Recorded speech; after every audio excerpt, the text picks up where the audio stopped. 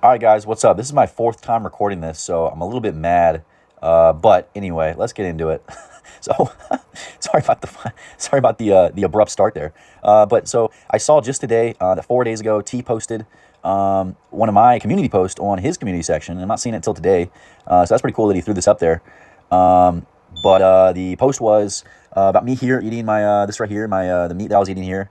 I want to get into some of the comments here, but let me read the original post here. If you guys haven't seen it, it says again, it's got the meat here, and yes, I did eat this here. This is a raw venison that I got. This is wild animal, wild deer here.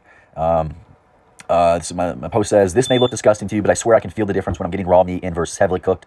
This is real. There is real life old school science backing this idea up as well. This is my wild type raw venison I'm eating here. Once you have it a few times and become accustomed to the texture, it is actually pleasant to eat. First of all, let me say, you guys don't even know what that means right there, wild type. That's not me being condescending. You guys you watch T videos, but you don't even know what he's talking about, which is interesting to me. But wild type, look it up.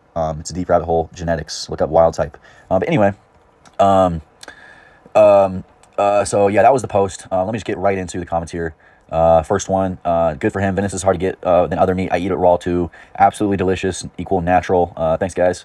Give me a little praise there. The real legend for life says, I'm currently eating raw unsalted cheese. Pretty cool, man. Going back down, I want to get to this comment here, but let's go look at the other ones. Oh, you're going to get nasty worms. Am I going to get nasty worms? Is that what the FDA said? Is that what the CDC told you?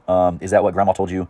I'm gonna get worms? I don't think so, dude. Again, I got this animal from nature. God gave me this animal, this wild animal, grazing on grass. When I found him, or her, it was a doe. When I found her, she was in her natural habitat eating grass, just like wild animals are supposed to, just like God intended.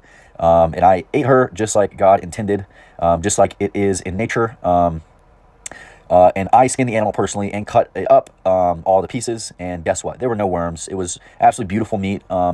Natural, just beautiful. I gutted the animal and got all the and had my hands all over the organs and stuff. I was smelling inside the stomach and rib cage.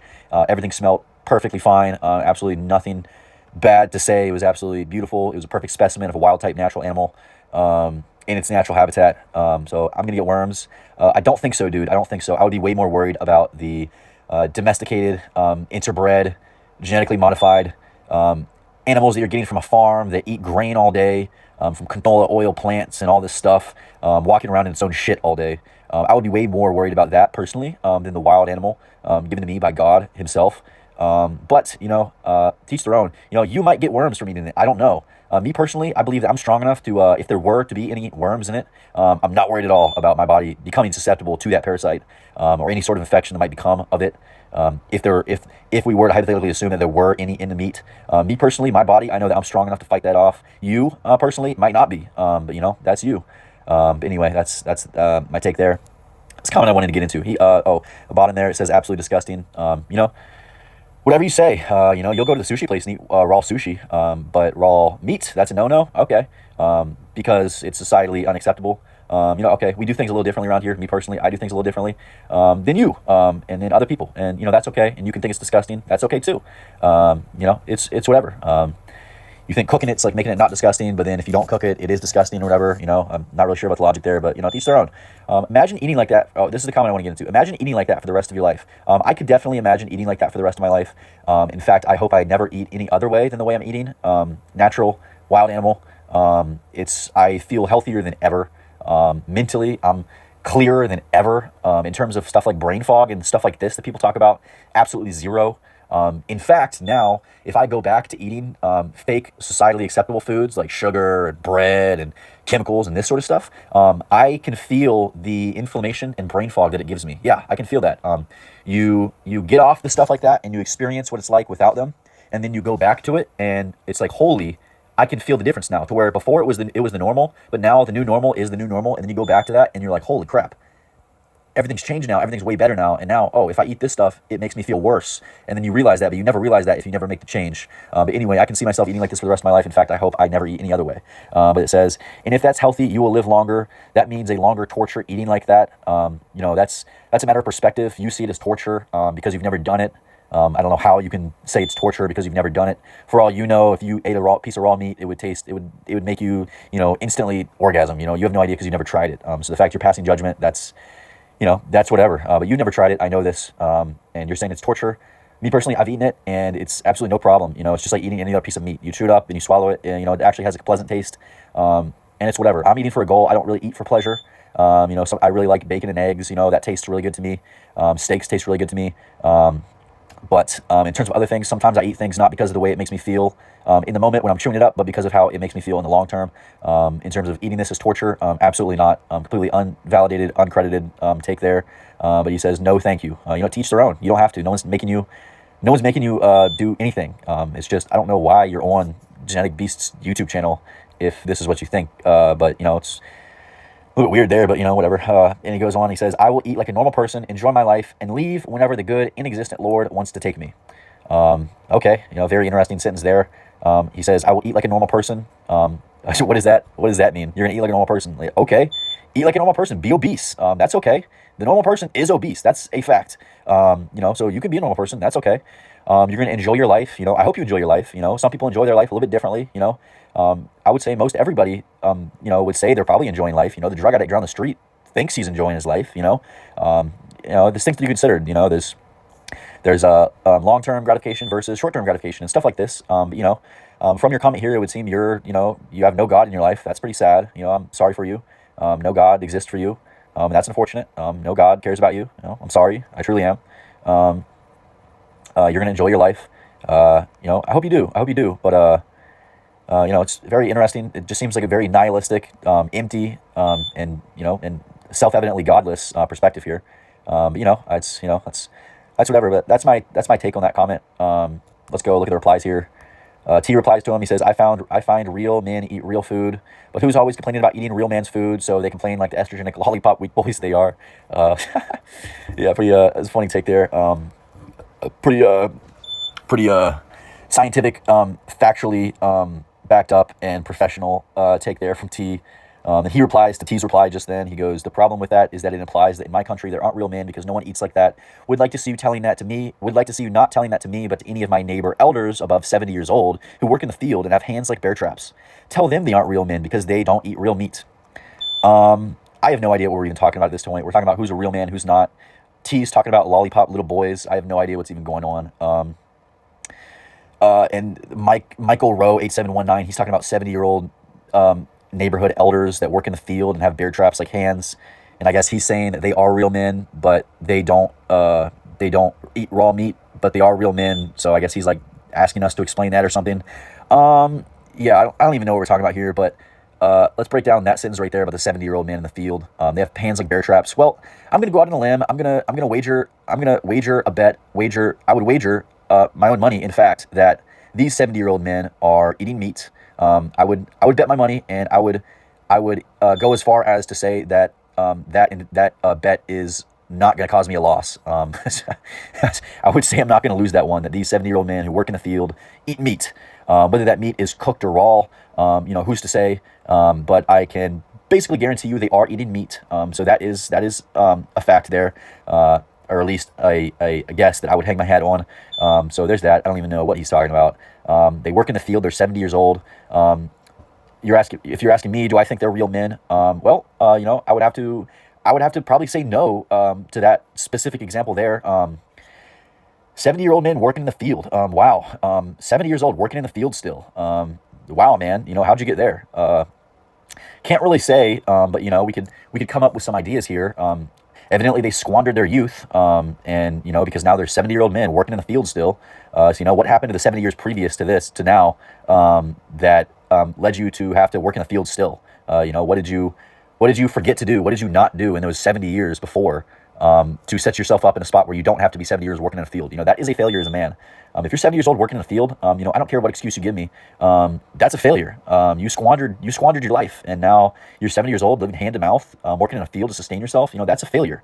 Let's go back to the beginning of the comment here. He goes, the problem with that is that it implies that in my country there aren't real men because no one eats like that. Yes, that is the implication, and that is what is being said by T. I'm not saying that you're not a real man if you don't eat real meat. I'm not saying that per se, but that is the implication.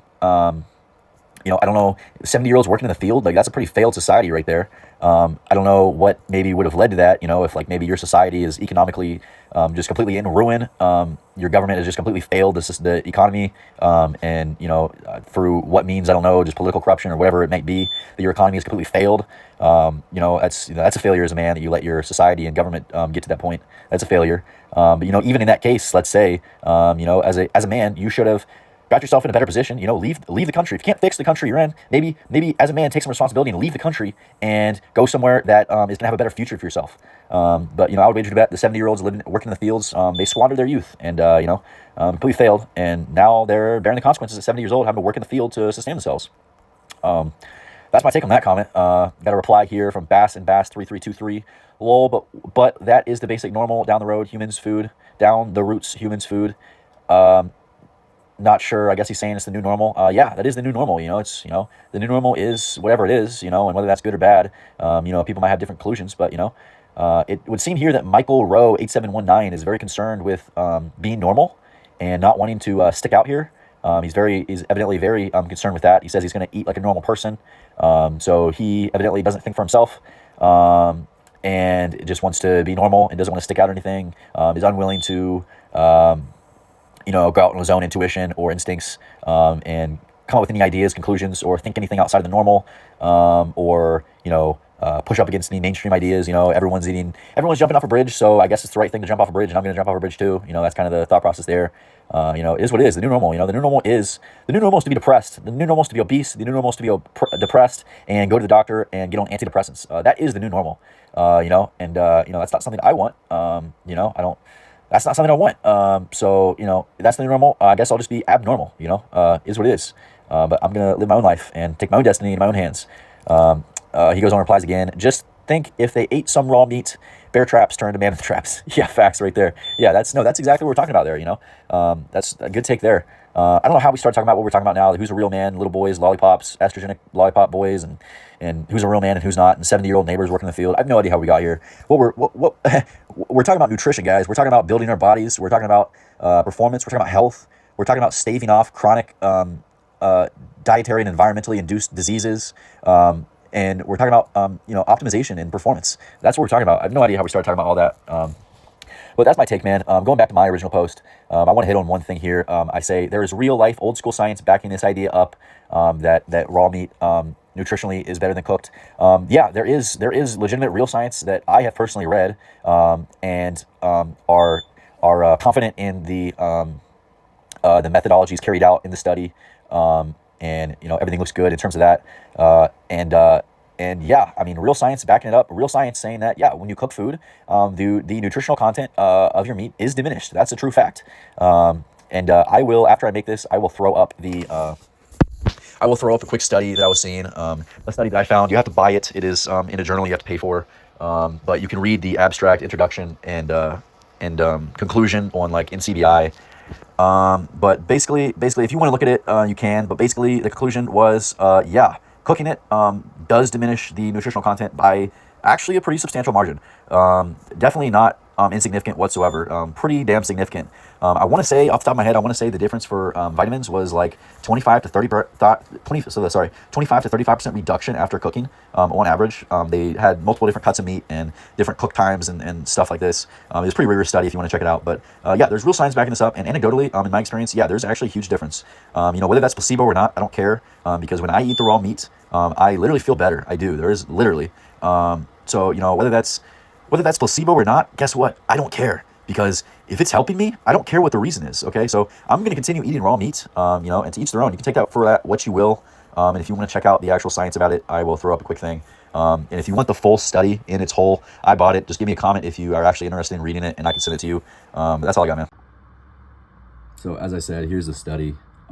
You'll be able to find the introduction, abstract, and conclusion on NCBI or PubMed. You'd have to buy the actual study here. It was like $30, but it is very informative. It's pretty rigorous. What they went through, by N. Gerber, M.R.L. Sheeter, and C. Wink, the influence of cooking and fat trimming on the actual nutrient intake from meat. That title is a little confusing because they also studied basically the calorie differences when you trim the fat off the steak or the cut of meat versus not, because they were also one of the main things they were studying here was basically, well, it was nutritional differences between basically what people think they're getting and what actually they might be getting. And of course, a lot of people, when they eat like steak and stuff, they will trim the fat off because they think that the animal fat is what's actually making them fat, for some reason, or they don't like the taste or whatever. I remember when I was a kid, I used to trim the fat just because I didn't like it. Naturally, I like to be a little bit leaner, so that makes sense. But people are daft. They think that's what making them fat, and then they'll eat the 5 sides of mashed potatoes and be like, "Oh, well, it's vegetables. It's good for me," and not think that that's what's making them fat. But anyway, people are daft. But yeah, here's the study. If you want the actual study, give me a comment. I could send it to you. But yeah, that's it, man.